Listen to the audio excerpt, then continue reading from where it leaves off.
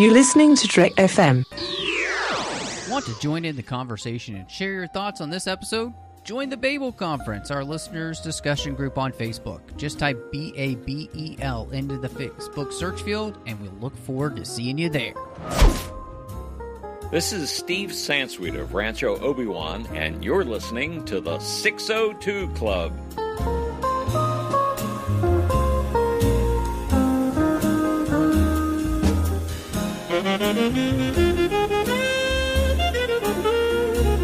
Welcome to the 602 Club, Trek FM's local watering hole, coming at you live from the Star Wars galaxy. And I don't even know what planet we're on tonight because, well, we've been planet hopping so long.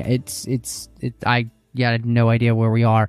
Time flies when you're planet hopping, but I'm really excited to have back with me here to talk another Star Wars book on the journey to Star Wars, The Rise of Skywalker, the one and only from Star Wars Bookworms, Aaron Goins. Hey, Matt. How you doing today? You know what? I'm doing well, and how could I forget as well Star Scavengers, another podcast, know, that people should listen to because, I love Star Wars and Lego, and yes. Star Scavengers, yeah, we kind of, that one's been on a bit of a hiatus. But if you want to check out our back catalog of episodes about Freemaker Adventures, definitely can check out that one. Which is a show everybody should be watching, especially now they have Disney Plus and they can just turn it on whenever they want. Exactly. Yeah, you can get all the action with there's a lot of stuff on Disney Plus now that we have like Rebels at our fingertips. We have Clone Wars at our fingertips. I think I've taken it for granted though. I don't think I've watched any of that stuff since I've had it. It's funny you mentioned Rebels. My wife actually has been rewatching the Rebels series, and as we're recording right now, she's in the living room watching the Mandalorian arc from season 3 of Rebels, which is awesome. So I was watching a little bit. Yeah, good timing for stuff. Mandalorian stuff. Exactly. So, well, we're not here to talk about The Mandalorian. We're going to be talking about the young adult book, Force Collector. And this is, as I mentioned, part of the road to Star Wars, The Rise of Skywalker. Before we dive into the book, though, quick reminder, of course, you can find us wherever you get your podcasts. Hit us up with a star rating review on Apple Podcasts and help the show grow, help people find us. You can also subscribe wherever you get your podcasts and you get the show as soon as it drops. And then, of course, you can find us on Twitter at TrekFM, Facebook at facebook.com/TrekFM. There's the listener-only discussion group on Facebook called the Babel Conference.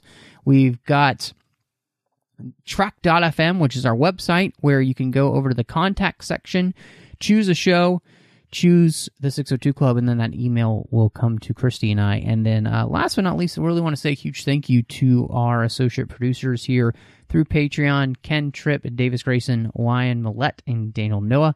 These guys support the network each and every month as associate producers here through Patreon for this show, but they also support the entire network, making sure that everything is coming to you each and every week, all the stuff that we're doing.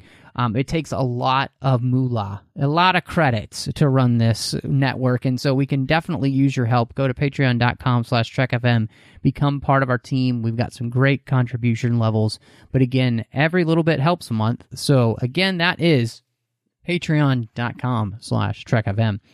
Aaron, I had a quick question for you, which was, have you gotten a chance to read any of the books or comics in the journey to Star Wars, The Rise of Skywalker yet?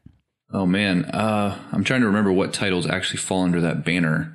I did read, so The Spark of Resistance was the kind of junior novel, right? Yes. I don't think I finished it, but I started on a train ride and kind of got maybe halfway through it. Liked it. So I'd read that. I haven't read Resistance Reborn yet. I mean, they keep putting out these books about Galaxy's Edge. We got what was the one called? Crash of Fate, and then we got Black Spire, and then the Thrawn books were coming. The Thrawn book came out.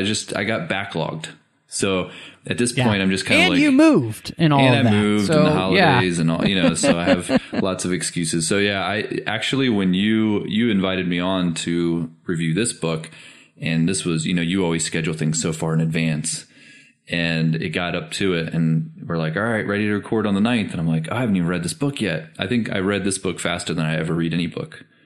It took me, I read it in 3 days. So, so this one's pretty fresh in my mind, but I haven't really gotten into a lot of the other stuff.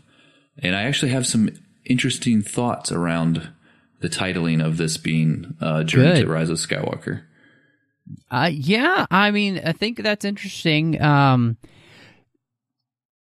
Go for it, because I am really interested to hear what you have to say regarding, because where this book falls, well, I'll just preface it by saying where this book falls, this book is actually a book which canonically takes place before The Force Awakens.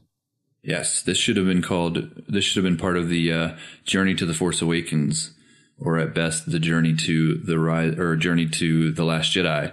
But when I saw this was a Journey to the Rise of Skywalker, I was fully expecting this to kind of happen in between The Last Jedi and Rise of Skywalker, like the other books that have come out.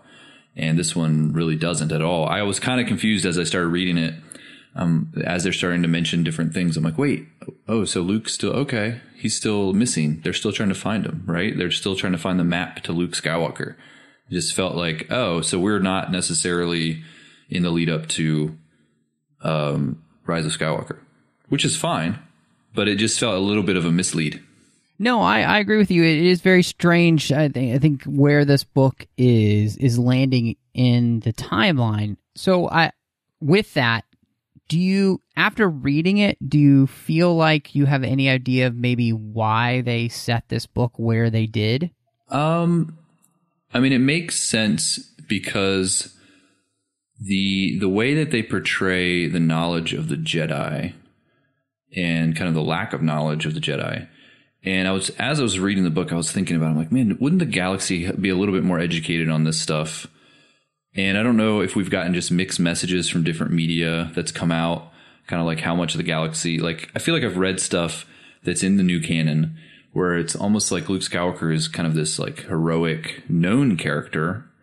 And then in this story, we have, this kid who had never really heard of Luke Skywalker. But he was still like in a school. It wasn't like he was working on a farm somewhere. He's going to school. He's learning about the history of the galaxy. So I did think it was a little interesting, kind of the lack of knowledge of the basic events that had happened with these characters, and that he had never, he thought the Jedi had been extinct since the Clone Wars. There was no knowledge of the Jedi after the Clone Wars, but Luke had, been major, a big part of the events of the Galactic Civil War. And you would think that the Jedi were even involved, even in a little way, because there was like, even Rey knew the legend of Luke Skywalker, right? When we met Rey. So it just felt weird that he had no knowledge. Like he thought the Jedi had just completely gone away. Yeah, I mean, so you're raising a really interesting point, which is something that I definitely picked up on when reading this book. And so, for our main character, Carr, he doesn't know anything about the Jedi, but his grandmother has always told him about them and has kind of been trying to tutor him in the ways of the Force. And that's because she believes that that's what he has. He's struggled with these, what they call episodes. It almost feels like he has epileptic episodes, right? Say that 3 times fast. And nobody can explain it, and his grandmother believes him to have the Force. And so she has been kind of tutoring him in the ways of the Force as she can, even though she is not Force sensitive. And so it made for like this really fascinating thing where, since Luke has disappeared by this point, like there's no one to guide this kid in the ways of the Force. And it just kind of created this really interesting thought for me, like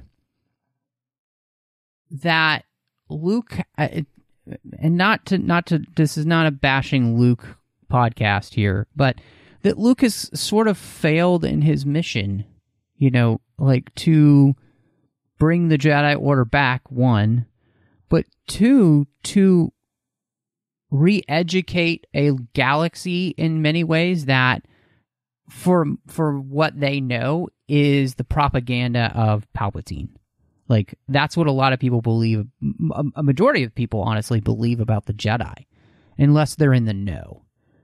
And so I thought that was really interesting. We really get a picture of how far the galaxy has come from, like, because we as fans kind of all assume that everybody knows everything in Star Wars, but we really get a picture here is that, no, that's not the case at all. Like, most people don't know anything other than what they've been told by governments like the Empire. They just bought hook, line, and sinker that the Jedi were evil, that they try to take over the Republic, and so I thought that was really, really fascinating to see just how far the galaxy has fallen when it comes to the idea of, like, just the Jedi themselves. Yeah, I guess I was just having a hard time wrapping my head around why. Like, why is this the pervasive, thing that people have accepted? Because who's in power right now in the galaxy at this time? The New Republic. This is the New Republic government. The First Order at this time is still like this small kind of upstart thing that's going on that Leia, if you remember as far back as kind of the first books that were coming out right before the release of The Force Awakens, Leia was or there were people in the New Republic that were almost denying the existence of the First Order. Like, oh, they're not that big a deal. Leia had to start up this resistance that was kind of outside of the New Republic to fight against this unseen threat, so it was just kind of this weird, I feel like there's just there isn't consistency in kind of what we've been told in all these canon books. And I get that they have to adjust the story as the movies kind of get released and kind of adjust. But the fact that if the New Republic is really kind of the pervasive power at this time, then why aren't more of the schools teaching kind of about the heroes of the Galactic Civil War and the Jedi? Well, I think part of this is, we obviously really know so little about this time period, this 30 years. Mm-hmm. But, just taking what we know, and I know it's called The Legends of Luke Skywalker. So it's, the stories there are more legendary in their telling. But even those myths about Luke Skywalker, Luke is not, immediately... we're not the EU, where Luke is kind of like 6 years later, he's starting a Jedi Academy, mm-hmm. So there doesn't seem to be any of that happening. And because that kind of thing isn't happening in the galaxy sooner, I think a majority of people don't really have any reason to believe different stories about, like, it doesn't seem like there was ever a time in the galaxy where Luke tries to rehabilitate the Jedi's persona, to the rest of the galaxy. So, but at this time, Luke's already missing, right? So the disaster... Yeah, we get the feeling like that Luke is already missing, yeah. So the disaster that happened at Luke's quote-unquote academy with Ben has already happened. So he did go out and find some students. He did start something. We don't, like you said, we don't know all the details yet. That's a story yet to be told. How long did it take him him to do it? How many kids were at that academy, or how many, kids / adults, whoever were there?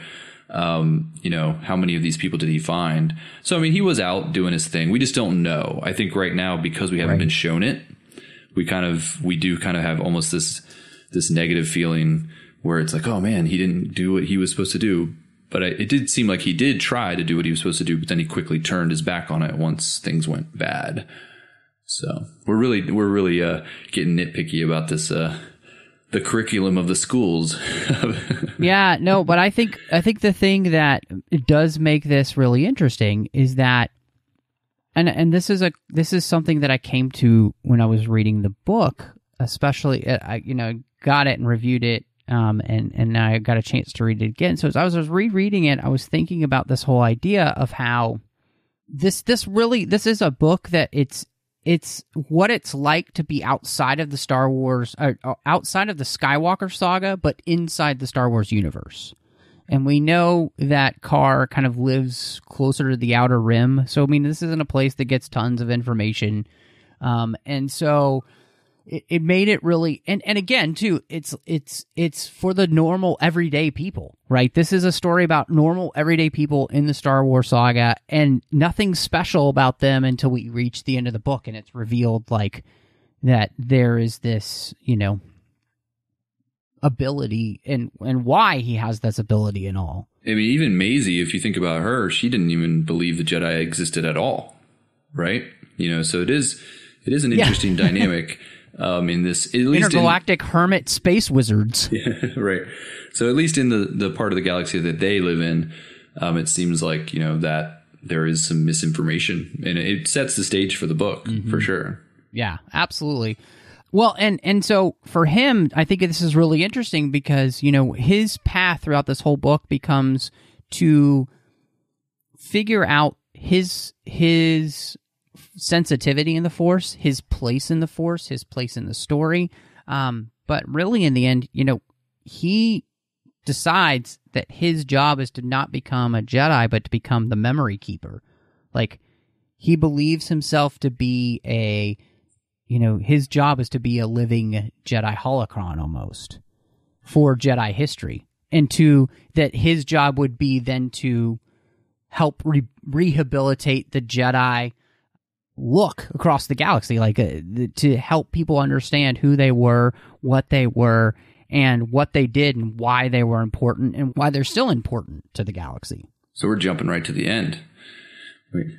Well, yeah, that was definitely we'll be all over the place in this book. But it, hey, that's where the discussion led. So yeah, so I was saving that for later, but no, that's something I found kind of almost comical at the end, because he doesn't know, right? Like, he knows, he got his vision and he got to see kind of the history of everything that led up to that point, but he doesn't know what else is going on. He doesn't know about Rey. He doesn't know about even like where Luke's at. He knows Luke exists, but he doesn't know what's been going on with Luke. So just the fact that they were kind of like, oh, well, you're going to be the only person that can share this information. But you're kind of like, well, not really, dude. We don't, there's a couple other people out there. Luke Skywalker himself is still out there at this time.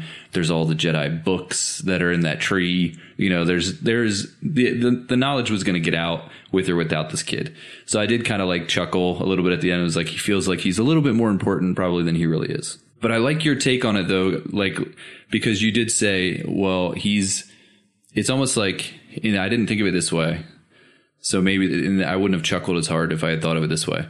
But like the fact that he's not going to become a Jedi himself, but the idea that he's going to go around and kind of collect, these artifacts and kind of educate other people on the history and existence, that's something that he definitely can be valuable in that way. I was kind of thinking of it a little bit differently, where it was almost like he was like, well, I'm the last, every other Jedi is dead. I'm the last source of this knowledge, which really isn't the case. Yeah, I didn't pick up on so much that he felt like he was going to be the last source of Jedi knowledge, but more that his role was to be almost like a Jedi apologist, like to be the evangelist for the Jedi and who they were, and rehabilitating their image across the galaxy with the truth. And I think, that's kind of something that is really drives this story, is like, he starts this story with this whole thing about collecting history, because we see, again, like Palpatine's view of the Jedi has really shaped how the galaxy think. And really what this comes down to is that this story is really about the importance of the truth of history, like finding the what actually happened, the true facts about what happened, because misinformation about history can lead to a lot of bad things and hurting a lot of people's lives. We actually see how, this misinformation about the Jedi that even his great-grandfather believed totally kind of ruined his life in many ways, because he didn't get to be with his family because he believed the Jedi to be, what Palpatine had said they were, right? And I thought, to me, that was really fascinating. I really liked in some of the latest Star Wars books about like this idea of the real importance of, and I know you're a huge history buff too. I mean, you live in like a 17th century home there in New England now, so I know how much that means to you. I loved how this book was really about that importance of finding not just history, but the true history, not some sort of propaganda about that. And that's his goal.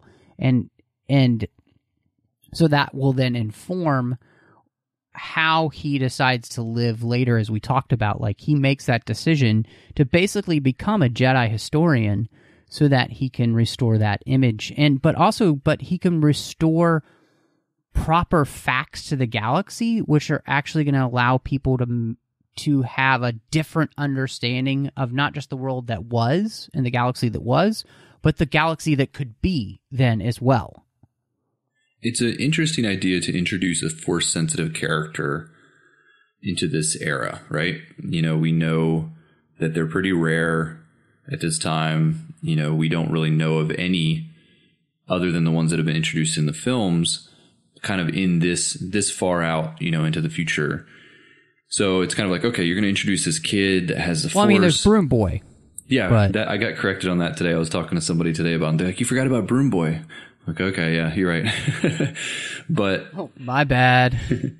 But yeah, so it's kind of an. You don't want to sweep him under the rug.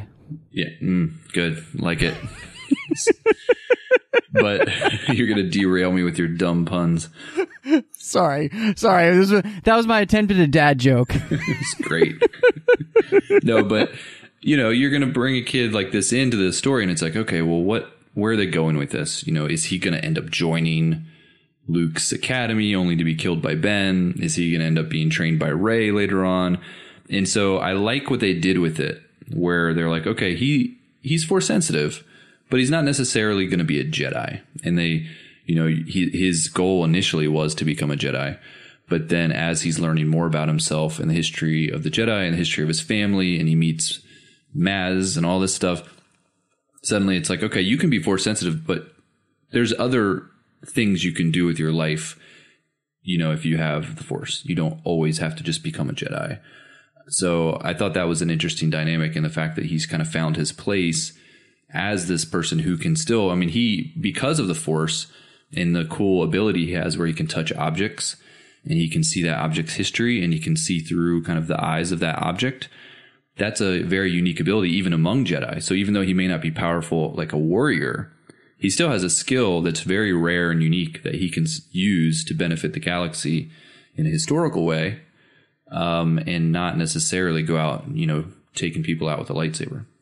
Well, and not just that, but when you think about what his goal becomes, like you were saying, my thought process is how fascinating it would be then to, we're getting all these stories, and I feel like we wouldn't get this story until this trilogy is done. But wouldn't it be great to have a story where Rey meets Carr in between these two movies of, The Last Jedi and The Rise of Skywalker, where she's able to learn from him and he's able to learn from her, and they'll be able to share information back together? Because obviously she's got the original Jedi text, which Carr would love, because just think of what he could feel and sense from touching those books. Would be incredible. So but that's something that really stuck with me. I was like, I want this character to be able to meet Rey, because I feel like and I don't want to spoil too much because you haven't read the other books, but so far I feel like Rey is kind of having a very difficult time understanding her place in the galaxy right now, and I feel like she needs somebody to kind of be able to fill in the things that Luke did not fill in for her, and help help her see the truth of this history that's happened with the Jedi in non-angry colored glasses that Luke had on, and allow her. And that's where I think a book like that could be really cool, because when I put that with what Luke says in the Rise of, and everybody will be, they'll listen to this after the Rise of Skywalker and be like, you guys are idiots. But, when you put that together with what Luke says in that trailer, which is, you're the last of the generation, we've passed all we know. 1,000 generations live in you now. Like Luke's tune has changed too. So I just feel like that this would be a perfect way to use this character later on in a story like that, and make him, meaningful to this sequel trilogy, because I feel like the gift that they gave him, it would be wasted if he's never used again. Like it seems like it would be a really sad waste, because it's a really cool ability, but not just that. I mean, what he's able to learn here as well is cool. And that's one of the kind of downsides to the new canon, I think, with the books and the comics and stuff that are coming into the new canon. It doesn't seem like they do intersect as much kind of with the main story, and don't have as much importance. Obviously, back when you go back into like the legend stuff, the movies weren't a thing then. They were, at least for a while, and then the prequels came out, but there was a lot of stuff coming out where they didn't really have to worry about. They were writing books that are set after Return of the Jedi, and there was no movie they had to tie into. So they were telling their own story. Everything was important.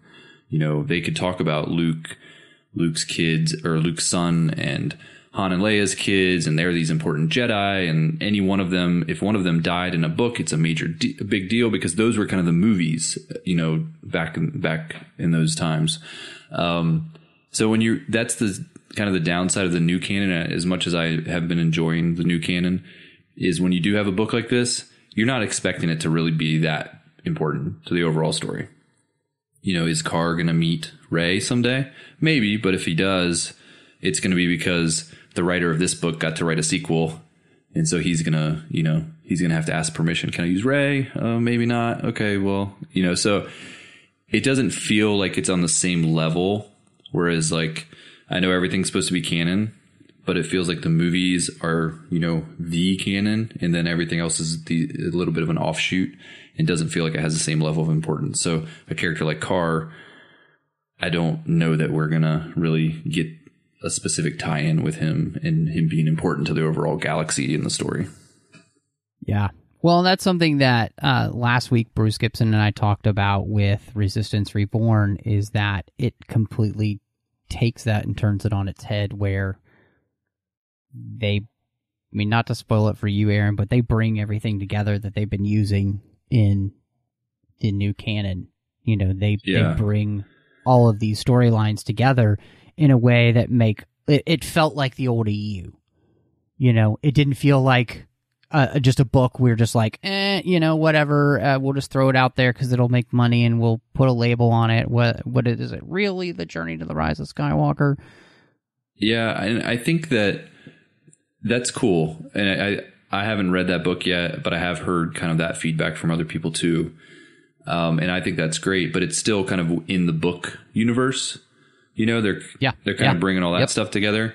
But not necessarily. I think with Disney Plus right now, when we have The Mandalorian and we have other Disney Plus shows that are coming, and because of some of the creators that are involved in that stuff, I think that there's more of an opportunity to start to blend some of this stuff. There's some big characters right now in the books and comics that are really popular that they could, suddenly bring them in, kind of the way they brought Thrawn into Rebels, where you bring a character in and suddenly it does start to tie everything together, not just the movies, but also now you have these TV shows that you can start to use, and they're not as risky.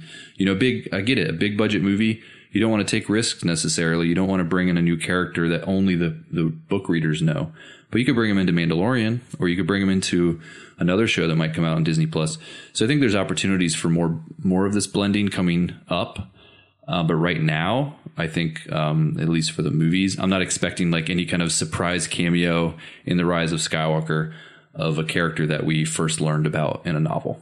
Yeah, I think the thing that, we talked a little bit about this with last week, but, at this point they have nothing to lose, I don't think, than by throwing in a cameo that only fans might get, but they're like, oh, it's Nora Wexley, because you can tell she has the gray hair and she's standing next to Wedge, right? None of that hurts the film at all. It just pays off the fans. And it's like, at this point, that's what you're here to do. Are you making a bold prediction, so. Matt?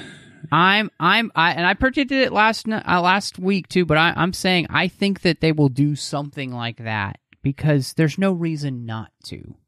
They did, when you're watching Revenge. I remember watching Revenge of the Sith for the first time, and I was a huge Dark Horse Comics fan. Loved Quinlan Vos, and when they said Master Vos, has taken his troops to Boz-Pity or whatever the line is. And I'm like, it just blew me away, because, and it was literally just a name drop. They didn't show him. I know there was supposed to be a scene with him, but it got cut, but they didn't show him. They just said his name. And I had read countless issues of Dark Horse Comics with that character in it. And just hearing his name was a huge deal to me. So, for fans of the books and comics now, if they drop in a character, even if it's just a mention of a name, that would be huge. The cynic that I am, I would bet against it, but I'd love it. Yeah, I understand. Well, and I think, Disney has already kind of set some precedent for it, though. I mean, when you think of Rogue One, they call out General Syndulla, who we known from the, and they gave us the Ghost. That's one step down. Because it's TV. They brought in the Hammerhead Corvettes, which, again, you only knew if you had seen, the TV shows, all that kind of stuff. You got Maul being brought back in Solo. Solo is probably the best example, but I think because we had John Kasdan involved, you can give him a lot of credit for that. I think he slipped some stuff in there that most of the producers and had no idea what it even was, and he was throwing in all these references that people were picking up. I don't know that's a pretty unique situation. I don't think you're going to get the same kind of thing from J.J. No, Abrams. I agree. But I also think that you can see how those things were successful for them. And so, again, when you're bringing the entire Skywalker saga to a close here, it just begs the question, why wouldn't you pay off the fans at this point who have been with you for all this time, have been reading all this material? And again, anyway, that's way off track. But and they could even have given, a quick little marching orders, to JJ and said, hey, there's going to be a bunch of background characters. We need one of them to be named Nora Wexley. We just want to tie this in. Just like throw that in there. He's like, okay, no big deal. Yep. Yeah. I don't think it's impossible. Like I said, I would probably bet against it, but I'd be thrilled to hear some of these names pop up. I think, people would appreciate it. And that's what kind of keeps your diehard fans coming back. 100%. So talking about this idea, of this history, and, for us, we just talked about the reason we want this history in, the Rise of Skywalker. But for Carr in the movie, he gets to experience a lot of the Jedi history. And I listed a bunch of the things that he kind of gets the opportunity to know about or to experience. And so what did you think, Aaron, about the things that he got a chance to experience in the Star Wars galaxy and the things that he, got to find? I was really surprised. When the book first started, I was getting kind of those teenager vibes that we've gotten in a couple of the other books. It actually seems like a similar formula that we've gotten in a number of the new canon books, where it's kind of like, teenage age characters. There's a guy and a girl. They meet under interesting circumstances, and the book goes from there. And there's a few examples of that in the new canon. So I was kind of like, okay, another one of these. And I wasn't really thrilled the first, couple chapters with where it was going. But quickly it caught my attention because of what you're saying there, is where he's going around the galaxy, and he's suddenly he's meeting Maz Kanata, or he's talking about Chirrut, he's talking about stuff like that where you're like, oh, wow, he's actually experiencing all these like highlights of everything that we know from all the movies and the different characters. And it kind of suddenly got me interested because it was like reliving these different moments, even to the point of like, it gets to the part where he's talking about Sifo Dyas, and it's like a direct reference to like some Clone Wars episode where, that whole thing with the pikes and all of that stuff. And I was like, oh, wow. Like I'm starting to like Google stuff and like, oh yeah, I remember this. Like, oh yeah. Like I was trying to remember the names and the details of what was going on. And it was really, you can tell that the writer did his research for sure, because there was a lot of those cool references. And that's really what, for me, kept me interested as I was continuing to read through this book, was all those callbacks and connections and those moments. So before we get to some of the particulars of the things, this has been a hot button topic. Even in our group, Aaron, the Twi'leks of the night from all our DragonCon friends, we've had some pretty heated discussions about this and this idea of fan service, right?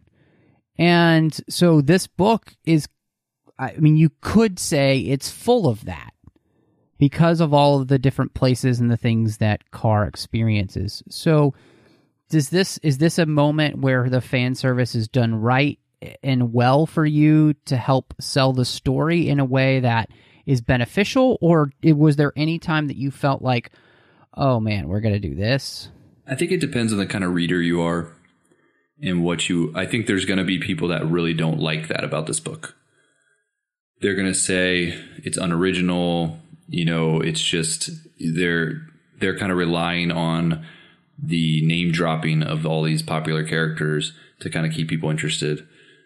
So there will be people that criticize that. For me as a reader, I love it. I love the connections. I love it when I'm reading a book and suddenly they're mentioning a name of a character that I have to go and think back. Because some of them were obvious. Some of, Obi-Wan Kenobi, Skywalker, all that stuff is super obvious. But then they're dropping other names and you're trying to be like, okay, what was that from or what? And you kind of have to start thinking back and connecting it to other things that you've either watched or read. Even there was a planet name that was dropped that I was like, how do I know this planet? And then I looked it up, and it was a planet that they had kind of announced in the lead up to the new movie that we haven't even seen this planet yet. It's a planet that like Zori Bliss is from. And so just little things like that, where it's like these cool little Easter eggs that if you're paying attention, it's going to excite you if you like that kind of stuff. Some people don't like that kind of stuff. And for me, as my personal taste, I thought it added to the story and didn't take away from it. Yeah, I agree with you, and the reason is because the point of this story is to get this character from a place where he does not know who the Jedi are and what their story is to a point where he does know who the Jedi are and what their story is. And I think because that's the point of this book, obviously, the book's called Force Collector, as we talked about at the beginning, and the whole point is to try and find the connection with the Force. He's collecting history. He's collecting the history of the Force.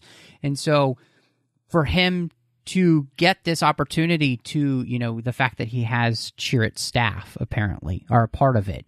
And, or the fact that he, when they go to Utapau, Tion Mendon's staff, he gets to see Obi-Wan Kenobi meeting him there, that they find the Falcon on Jakku just sitting there, and he finds the remote. Like you said, Sifo Dyas, he travels to Obadiah and finds his last holocron, not holocron, but, data pad that has his last message on it, where he confesses, going to dock Ondar's ship on Batuu or shop on Batuu and getting the Inquisitor's lightsaber. And possibly my favorite, which is when Maz gives him Luke's medal, which he thought was Han's. Oh, yeah, that was great. Which was fantastic. But we get C-3PO's arm. The original gold arm. Which I was trying to remember, because didn't they do a one-shot comic about how he got the red arm? Yeah. Okay. Because I was trying to remember, like, I don't know that I read that comic, so I was like, oh yeah, is there a story already about how he lost his arm? Because wasn't it inside of a creature, is what Carr says, or the person that sold it to him, or the person that showed it to him was like, I don't know how he got it outside of the creature or whatever, but it made me want to go back and read that comic. Mm-hmm. All of this, I think, it worked for me because the whole point of this story is to get the character to this point. And so I really liked, I just thought that they did a very good job with this story and getting us there. And I liked everything that they were using. And two, what was great is that it's this puzzle piece this puzzle he's trying to put together, and he doesn't quite have it all until the very end when he meets his great-grandfather, who is a Jedi, who is one of the 20. This is really cool. We actually know the name of another one of the Lost 20 who left the Jedi Order. I was going to ask you about that, because I thought it was pretty, like, there's only ever been 20, right, that, like, voluntarily left the Order. And I couldn't remember how many of those we knew. I was like, oh, this seems like a big deal. Like, and they didn't even mention it. They never said anything about the 20. It was kind of just like, oh, yeah, this guy left. So I'm like, oh, I guess we can add him to the list. Which is crazy to me, because I'm trying to think of if we know anybody else, but obviously the only other one we really know is Dooku. So this was really neat to me, the fact that it helps them, he puts all of the pieces together. And what's neat is that part of this is about finding your place, and how to best use your gifts. And I really liked that part of Carr's story because, again, this is a young adult book, and so that whole struggle is the struggle of a teenager. How do I find my place in the universe, and how do I figure out where best to use the gifts I've been given to benefit not just myself but other people? And I thought that was really strong, because it's a struggle that he has, but it's also a struggle that Maisie has in the story. And so you put those two characters together having this struggle. I really appreciate that. I thought it was really well done. Can we talk a little bit about how bad their parents are, though? I was like, initially I was thinking, okay, these kids they kind of went off, they took a ship, they went off, their parents didn't know, but then they come back. And then they talk their parents into letting them go off again. And I was just sitting there thinking, as a parent, I don't have kids that are this old, but I was thinking, and not in a million years, if my daughter came to me and was like, oh yeah, so I want to take the ship. I know, we got in trouble already, but I want to take the ship again, and I want to go out with this teenage boy, just us two, gallivant across the nation, jumping around from different spots, it's for a good cause. I'm looking at that going, nope. As a parent, no way. I was like, as I was reading that part of the book where they're both trying to convince their parents to let them go the second time, I'm like, in what galaxy would parents let this happen? They're not like, hey, can we just go to the store and pick up ice cream? Yeah. It kind of reminded me of how...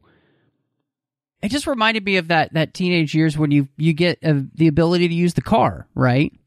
And so at the beginning of this story, they take the car without permission, and they get in a little bit of trouble for that.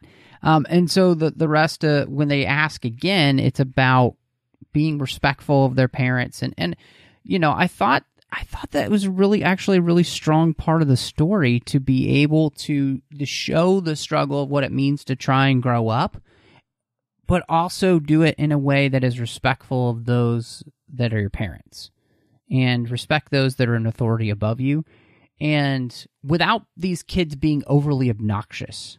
I thought that was really strong, because a lot of books aimed at teenagers these days, I feel like, have a hard time walking that line. But I feel like Kevin Sesnick really did a great job with writing both of these characters to make them very relatable as teenagers, but not so much that you kind of want to wring their necks because they're just so smart alecky and kind of little turds, you know? Does that make sense?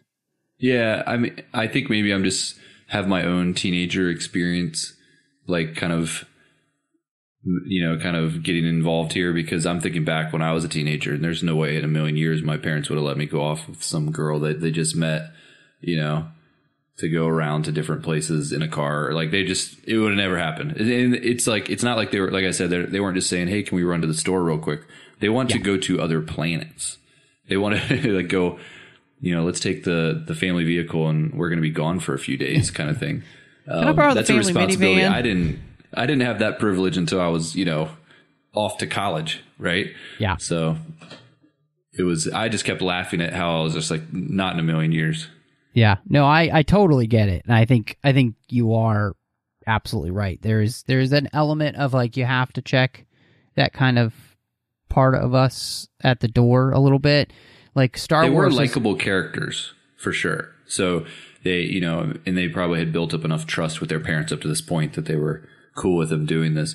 So Maisie's dad was in the First Order. Mm-hmm.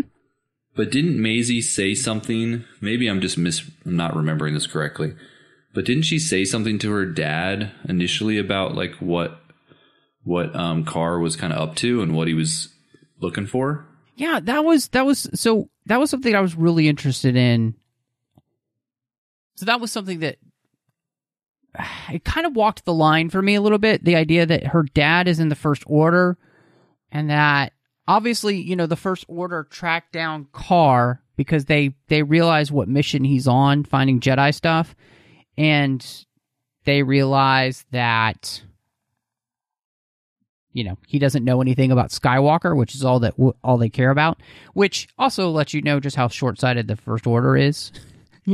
Like they have no need for history. They think they know it all, so that it doesn't matter to them. Whereas if maybe they'd had some of that history explained to them, they would have, been able to. I just figured her dad doesn't matter. I mean, if you're part of the First Order, you're probably not a great person to begin with.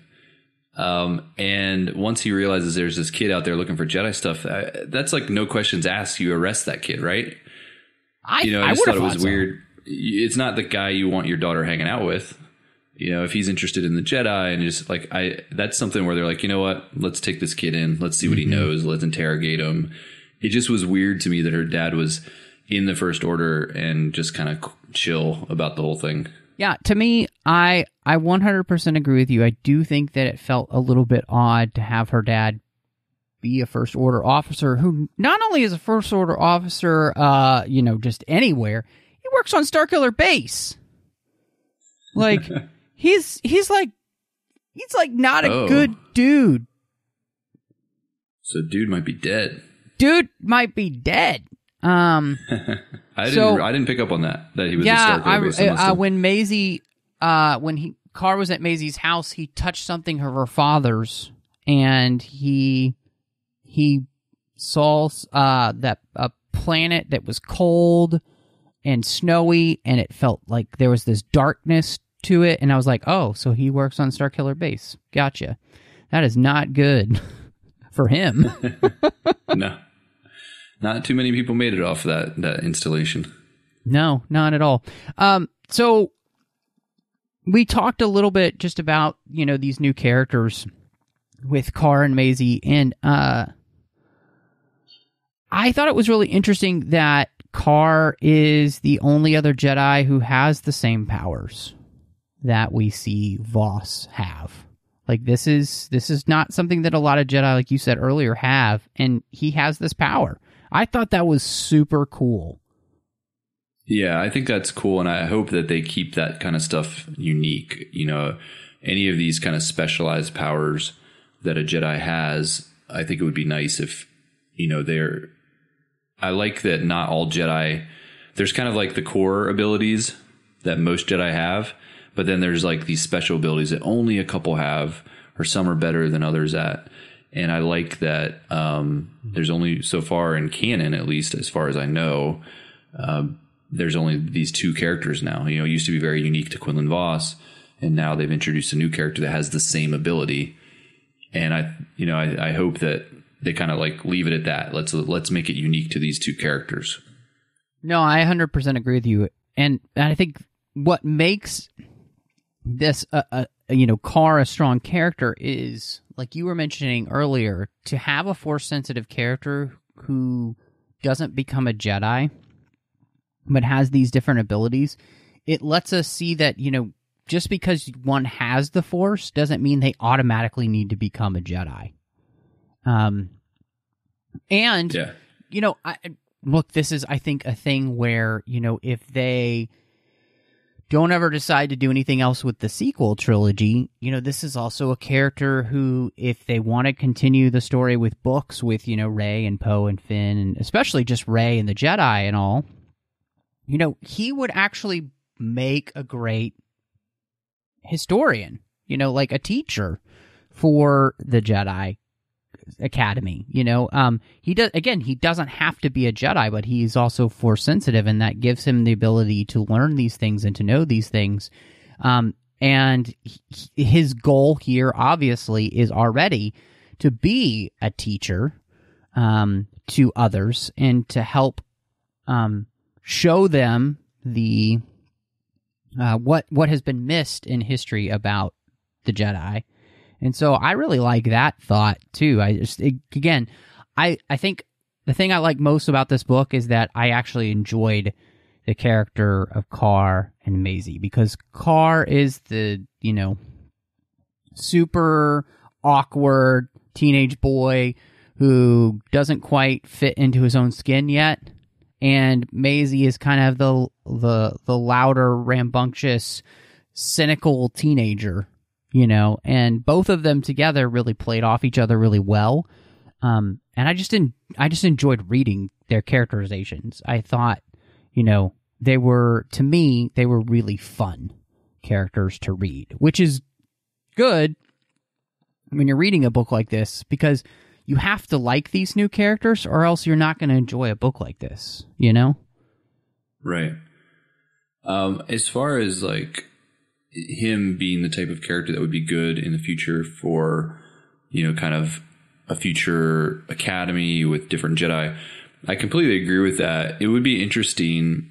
I don't think this is the case, but every once in a while they will do something where they know something's coming, in the movie. So they're going to plant the seeds for it in a book beforehand. So you don't really get the big reveal until you actually watch the movie. And then you're like, oh, that's the same character that I just read this book about. Mm-hmm. So it's entirely possible they could show some sort of a scene with Rey and, maybe some students that she's gathered, in the year that we have between the movies.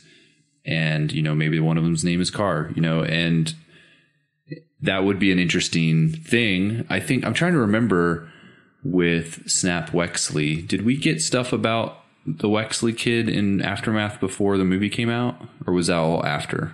The first Aftermath book came out before the movie, and Snap was a kid in that book. So we absolutely, got him as a character. Yeah. So that's a good example of us getting a character in a book, even though it was always intended he was going to be in the movie. So it's not like the movie was referencing the book, but it was kind of a pre-reference to the movie. But you wouldn't have known that, until that character was revealed. So there's definitely a possibility for that type of thing. And I think that's one thing that the old Legend stuff did a really good job of too, with, kind of showing all these different Jedi that were part of Luke's academy, but a lot of them were introduced in a lot of different books. It wasn't like there was just one book that all of a sudden all these Jedi were found. There was different book series that different Jedi, even the comics, that Jedi were discovered, and they even had a Jedi kind of historian type character in those books that was not Tion, I think was her name, or something like that. I just read that series. Oh, okay. So good. I'm glad you can verify my things I haven't thought about in a long time. But, so there was a character like that. So I like the idea of him being a part of the future of the Jedi and kind of playing that role. Now, will we get more stories? Maybe not, but it's a nice thought.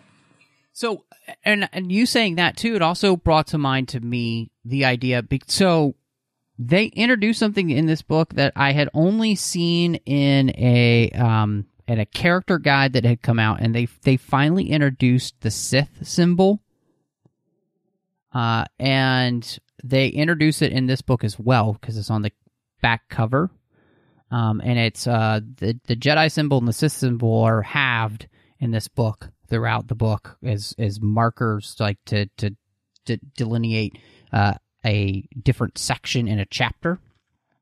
And so, obviously, we know, too, from Resistance, that Kylo Ren is on the search for Sith artifacts and Dark Jedi or Jedi artifacts.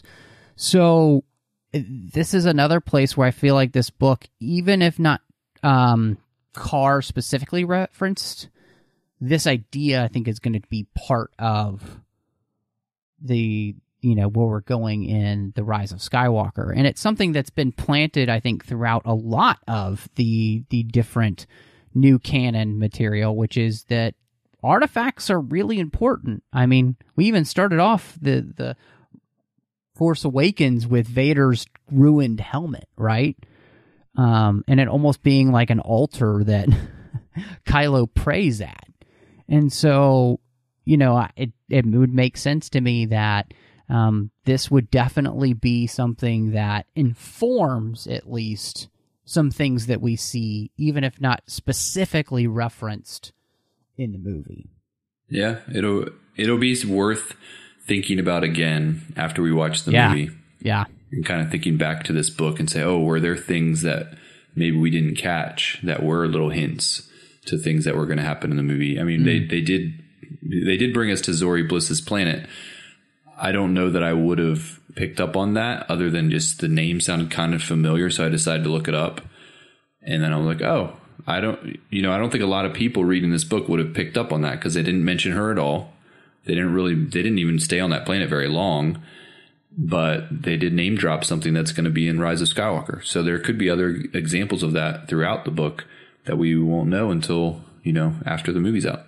Yeah, 100%. No, I really liked that, because that was really interesting. That's the planet that, he gets stopped by the First Order and questioned for quite a while about what he's doing and if, he's got any ideas about the whereabouts of Luke Skywalker and all. And so, to me, that was definitely fascinating. And I think, this book itself had a lot in it to like, which I guess leads me to wondering then, what would you rate this book? Because I feel like we've had mostly positive things to say about the book overall. So where do you think what do you think you'd rate this one? So it read a little younger than I expected. It being a YA novel, and maybe like Lost Stars has spoiled us. But when I read, things like Lost Stars, I felt almost like it was just right on the edge of just being a straight up adult novel and not necessarily YA. And then this one felt like it was almost on the edge of being a junior novel. It felt a little bit more like some of the junior novels that I've read. So that would be my one criticism of it, is like reading it as someone who's a little bit older. I definitely would have liked it to be a little bit of a little bit higher up as far as like kind of the age range. I know it was advertised as a YA novel, but it felt a little younger than that. As far as the book overall, I thought the story was pretty cool. The strength for me was all the cool references to the different things that he came across, the different characters, and kind of a little bit more into like the lore of the Jedi. And that kept me interested throughout. So I would say it's definitely, if I'm rating it like on a star rating, I'd probably give it like 3.5 out of 5. So having read all of the Journey to Star Wars: The Rise of Skywalker at this point, I think this book is much more successful than, say, the Spark of the Resistance book. And this book doesn't even have a character that we know. And I think part of that had to do with the fact that, when you're writing these stories and you're going to be adding to the milieu of Star Wars. I felt like they did a good job with just kind of making me feel like I was a part of the Star Wars galaxy in the time period before The Force Awakens.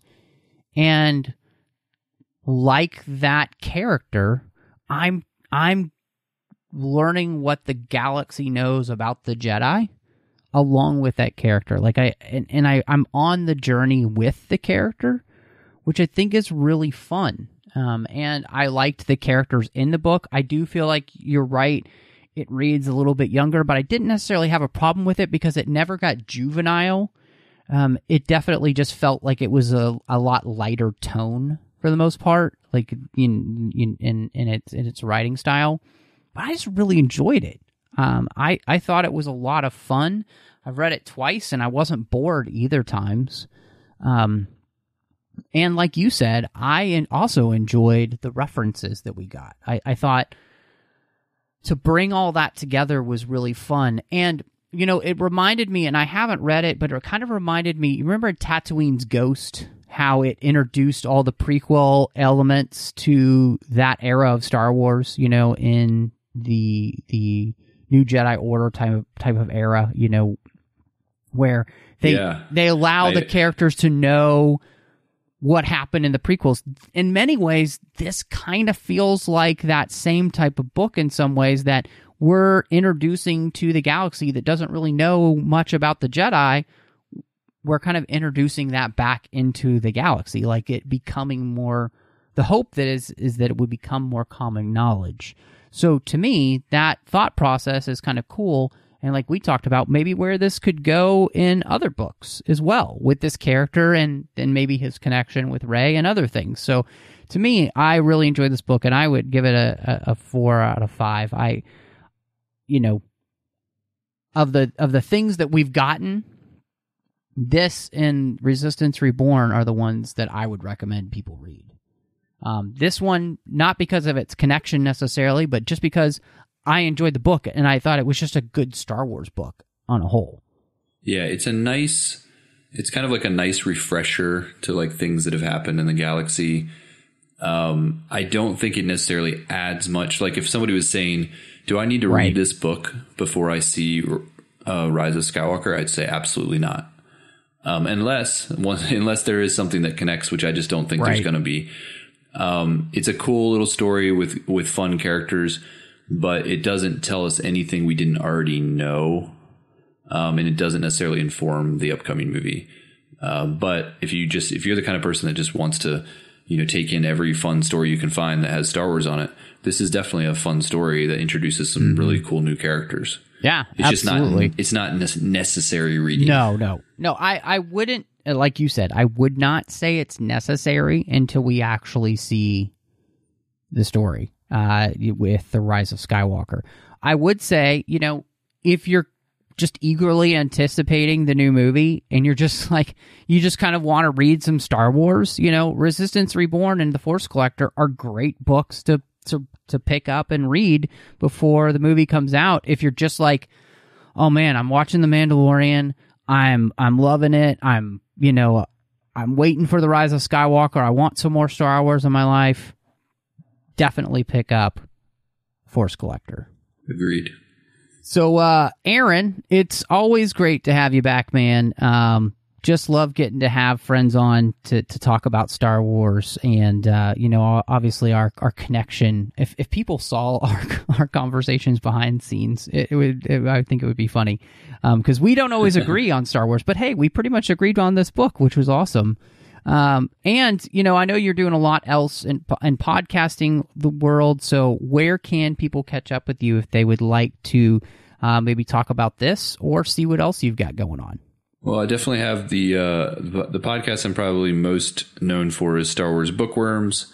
I also do another podcast called Mouse and Castle that's all about Disney and kind of the Disney parks and my experiences going to the Disney parks and just watching all things Disney.